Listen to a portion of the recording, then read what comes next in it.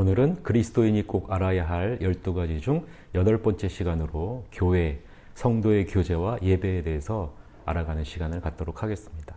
오늘의 암송 구절은 히브리서 10장 24절서부터 25절 말씀입니다. 서로 돌아보아 사랑과 선행을 격려하며 모이기를 패하는 어떤 사람들의 습관과 같이 하지 말고 오직 권하여 그날이 가까움을 볼수록 더욱 그리하자라는 말씀입니다. 교회란 무엇입니까? 교회는 단지 건물이 아니라 믿는 자들의 모임을 교회라고 말합니다. 즉 종파, 교파, 단체가 아니라 영적인 몸이 바로 교회인 것이죠.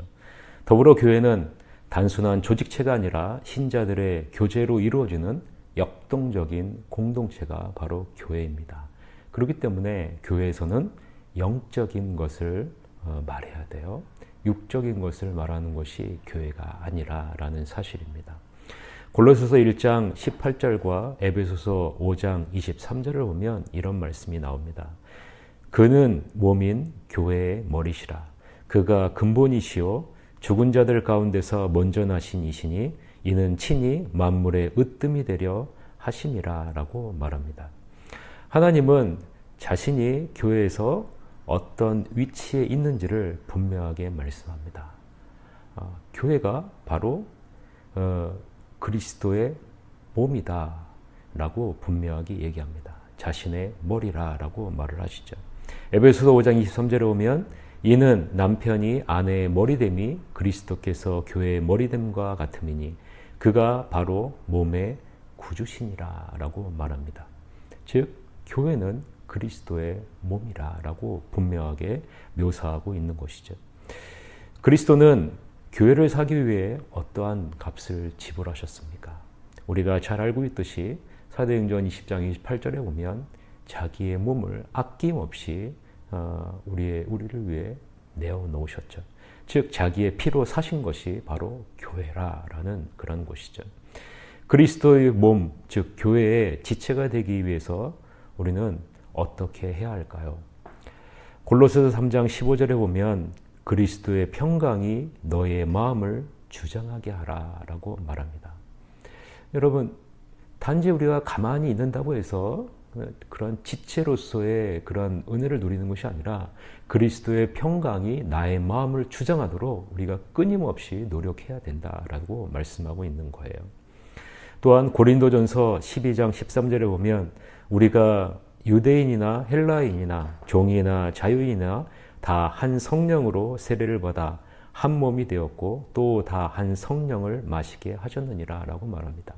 우리가 그리스도의 몸의 지체가 되기 위해서는 늘 한 성령 안에서 한 성령을 따라서 우리가 살기에 노력해야 된다라는 말이죠.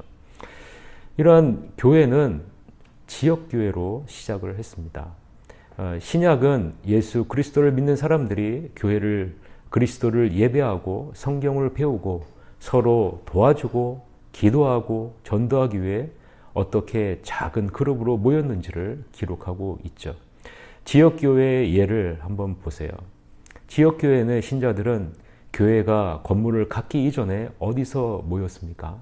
로마서 16장 5절에 보면 저의 집에 있는 교회에도 문안하라 라고 말하고 있고 고린도전서 16장 19절에 보면 그 집에 있는 교회가 주 안에서 너에게 간절히 문안한다 라고 말합니다. 즉 교회가 만들어지기 전에 교회는 가정이었다라는 것이죠. 가정에서 집에서 성도님들의 집에서 모인 곳 이것이 바로 교회라는 거예요. 요즘같이 힘든 시기에 우리는 가정에서 많이 예배를 드리고 있죠. 가정도 교회라는 사실을 여러분 잊으시면 안 됩니다. 그리고 그들은 주중에 어느 날 모였습니까? 사도행전 20장 7절에 보면 그 주간의 첫날에 모였다라는 거죠. 예수 그리스도의 부활을 기념하여 그 주간 첫날, 지금으로 치자면 바로 주일에 모였다라고 말합니다. 초대교회가 행했던 4가지를 여러분은 항상 기억하고 계셔야 됩니다. 사도행전 2장 42절에 보면 4가지가 나오는데 첫째는 가르침을 받았다라고 말합니다. 하나님의 말씀을 따라서 가르침을 받았다라는 거예요. 또한 두 번째는 교제했다라는 거예요. 하나님의 사랑으로 항상 공동체 안에서 서로 그 사랑을 나누고 품는 그런 모습이 교회 안에 있었다라는 사실입니다. 세 번째로는 떡을 뗐다라는 거죠. 떡을 뗐다는 것이 무엇입니까? 예수 그리스도의 죽으심을 항상 기억했다라는 거예요. 예수 그리스도의 몸, 우리를 위해 흘리신 그리스도의 피를 항상 기억했다라는 거죠. 그리고 네 번째로 기도했다라는 거예요. 오로지 기도했다. 여러분, 기도했다는 것은 무엇입니까? 하나님의 도우심을 항상 간구했다라는 거죠. 우리의 힘으로 살 수 없음을 늘 고백하는 모습이 초대교회에 있었다라는 것입니다. 이것이 교회에 있어야 될 모습입니다. 오늘날 조직교회에서는 하나님이 어떻게 일하실까요? 조직교회에서는 은사를 받은 사람을 통해서 일하십니다. 에베소서 4장 11절에서부터 12절을 보면 하나님은 교회에 은사 받은 사람을 주셨음을 기록하고 있습니다. 보세요. 그가 어떤 사람은 사도로, 어떤 사람은 선지자로, 어떤 사람은 복음 전하는 자로, 어떤 사람은 목사와 교사로 삼으셨으니 이는 성도를 온전하게 하여 봉사의 일을 하게 하며 그리스도의 몸을 세우려 함이라. 조직된 교회에서, 지역교회에서 하나님은 네 부류의 사람들을 통해서 일하셨어요. 사도로, 선지자로, 복음을 전하는 자로, 목사와 교사를 통해서 일하셨어요. 이들을 통해서 어떤 일을 하셨습니까? 성도들을 온전하게 하고 봉사일을 하고 그리스도의 몸을 온전히 세우도록 하셨습니다. 그러기 위해서 세우신 것이 장로와 감독이죠. 디모데전서 3장 1절서부터 7절과 디도서 1장 6절서부터 9절에서는 장로와 감독의 자격이 서술되어져 있습니다. 미쁘다 이 말이여 곧 사람이 감독의 직분을 얻으려 함은 선한 일을 사모하는 것이라 함이로다. 그러므로 감독은 책망할 것이 없으며 한 아내의 남편이 되며 절제하며 신중하며 단정하며 나그네를 대접하며 가르치기를 잘하며 술을 즐기지 아니하며 구타하지 아니하며 오직 관용하며 다투지 아니하며 돈을 사랑하지 아니하며 자기 집을 잘 다스려 자녀들도 모든 공손함으로 복종하게 하는 자라야 할지며 사람이 자기 집을 다스릴 줄 알지 못하면 어찌 하나님의 교회를 돌보리요. 새로 입교한 자도 말진이 교만하여져서 마귀를 정죄하는 그 정죄에 빠질까 하며 또한 외인에게도 선한 증거를 얻는 자라야 할지니 비방과 마귀의 올무에 빠질까 염려하라 라고 디모데전서 3장 1절서부터 7절에 말하고 있죠. 또한 디도서 1장 6절에서 9절에 보면 책망할 것이 없고 한 아내의 남편이며 방탕하다는 비난을 받거나 불순종하는 일이 없는 믿는 자녀를 둔 자라야 할지라. 감독은 하나님의 청지기로서 책망할 것이 없고 제 고집대로 하지 아니하며 급히 분내지 아니하며 술을 즐기지 아니하며 구타하지 아니하며 더러운 이득을 탐하지 아니하며 오직 나그네를 대접하며 선행을 좋아하며 신중하며 의로우며 거룩하며 절제하며 믿음 말씀의 가르침을 그대로 지켜야 하리니 이는 능히 바른 교훈으로 권면하고 거슬러 말하는 자들을 책망하게 하려 함이라라고 분명하게 말합니다. 이러한 장로들에게 주는 두 가지 중요한 책임이 있습니다. 그것은 그리스도의 고난의 증인의 삶을 살아가야 되고 두 번째는 하나님의 양무리를 기쁨으로 쳐야 됩니다. 베드로전서 5장 1절서부터 2절에 이 내용이 기록되어져 있죠. 장로들에 대한 성도들의 책임과 그 이유는 무엇일까요? 성도들은 그런 장로들에 대해 순종하고 복종하는 모습이 있어야 됩니다. 이것이 하나님이 정하신 교회를 향한 질서입니다. 그리고 즐거움으로 장로들이 일을 할 수 있도록 성도들이 도와줘야 됩니다. 왜 그럴까요? 우리들에게, 성도들에게 유익이 있기 때문에 그렇습니다. 그렇지 않으면 성도들에게 유익이 없고 교회의 질서가 무너지게 되는 것입니다. 이 내용이 히브리서 13장 17절에 기록되어져 있어요. 집사는 무슨 말입니까? 세 번째로 집사를 보면 집사라는 말은 종이라는 뜻으로 장로의 지시에 따라 신자들의 필요를 돌보는 직책을 바로 집사라고 말합니다. 집사의 자격은 디모데전서 3장 8절서부터 13절에 잘 기록되어져 있습니다. 같이 한번 따라 읽어보세요. 이와 같이 집사들도 정중하고 일구이언을 하지 아니하고 술에 임박히지 아니하고 더러운 일을 탐하지 아니하고 깨끗한 양심에 믿음의 비밀을 가진 자라야 할지니 이에 이 사람들을 먼저 시험하여 보고 그 후에 책망할 것이 없으면 집사의 직분을 맡게 할 것이요 여자들도 이와 같이 정숙하고 모함하지 아니하며 절제하며 모든 일에 충성된 자라야 할지니라. 집사들은 한 아내의 남편이 되어 자녀와 자기 집을 잘 다스리는 자일지니 집사의 직분을 잘한 자들은 아름다운 지위와 그리스도 예수 안에 있는 믿음의 큰 담력을 얻느니라 라고 말합니다. 여러분 기억하세요.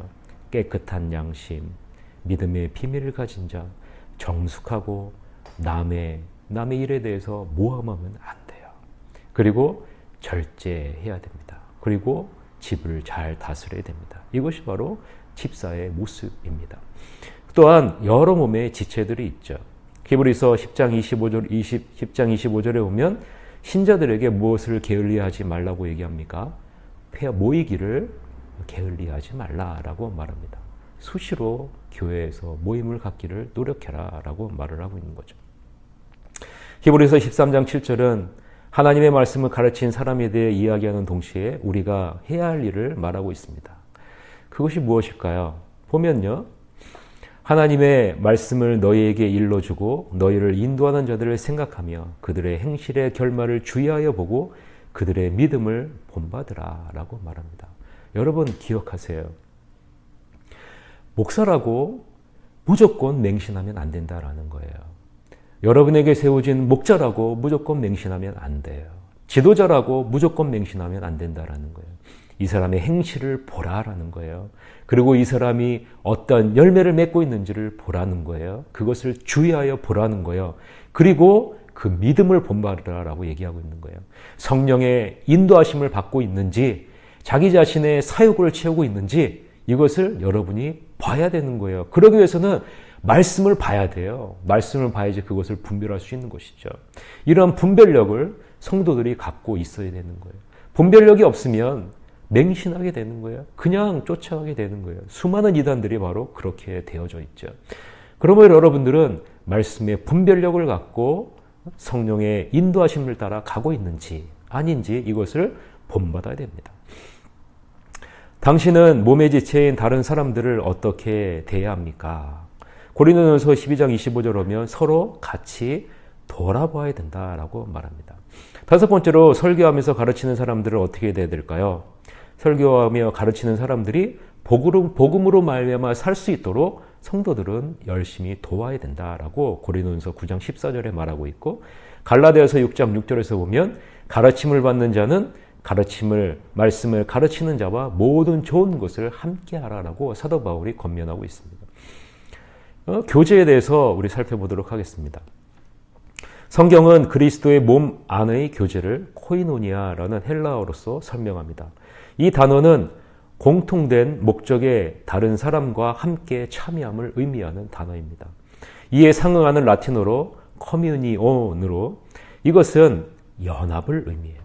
하나님은 물론 다른 성도들과 함께 연합, 친교를 의미하는 단어입니다. 교회에서 바로 이것이 있어야 된다는 거죠. 교회 안에서의 연합은 어떤 모습일까요? 고린도전서 1장 10절에 보면 모든 지역교회 하나님이 바라시는 것이 무엇인지를 말씀하고 있는데 그것은 같은 마음과 같은 뜻으로 온전히 합하는 것을 하나님이 원하십니다. 또한 에베소서 4장 2절 3절을 보면 이런 말씀이 나오죠. 모든 겸손과 온유로 하고 오래 참음으로 사랑 가운데서 서로 용납하고 평안에 매는 줄로 성령이 하나 되게 하신 것을 힘써 지키라라고 얘기합니다. 교회를 하나 되게 하는 것은 그리스도의 사랑이라고 말하고 있는 거예요. 그리고 우리가 해야 할 것은 성령이 하나 되게 하신 것을 따라 힘써 지켜야 된다라는 거죠.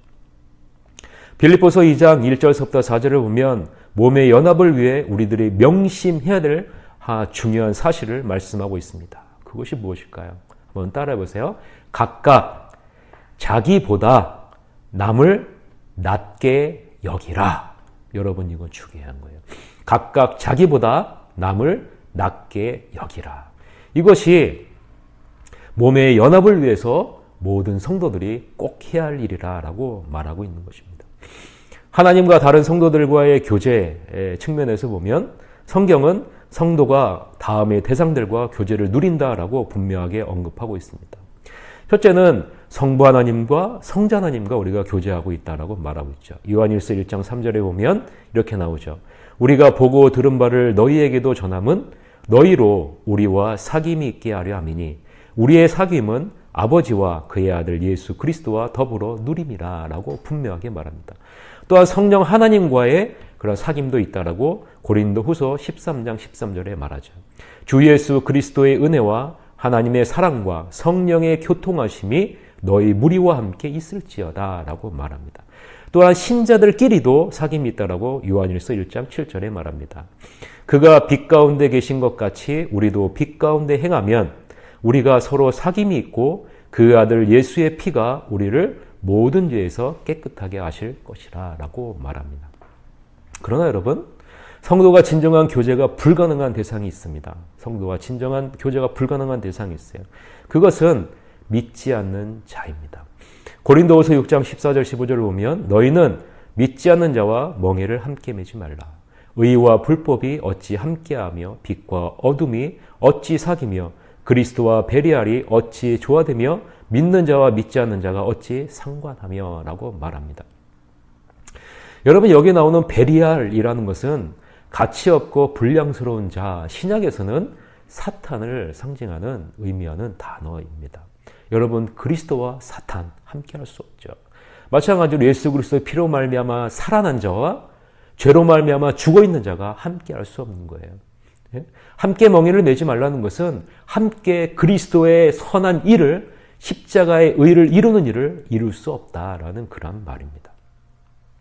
교제에는 다른 신자들을 섬기는 일도 포함이 됩니다. 그리스도의 몸 안에서 이루어지는 교제에는 서로의 삶에 동참하는 과정이 포함되기 때문에 그렇습니다.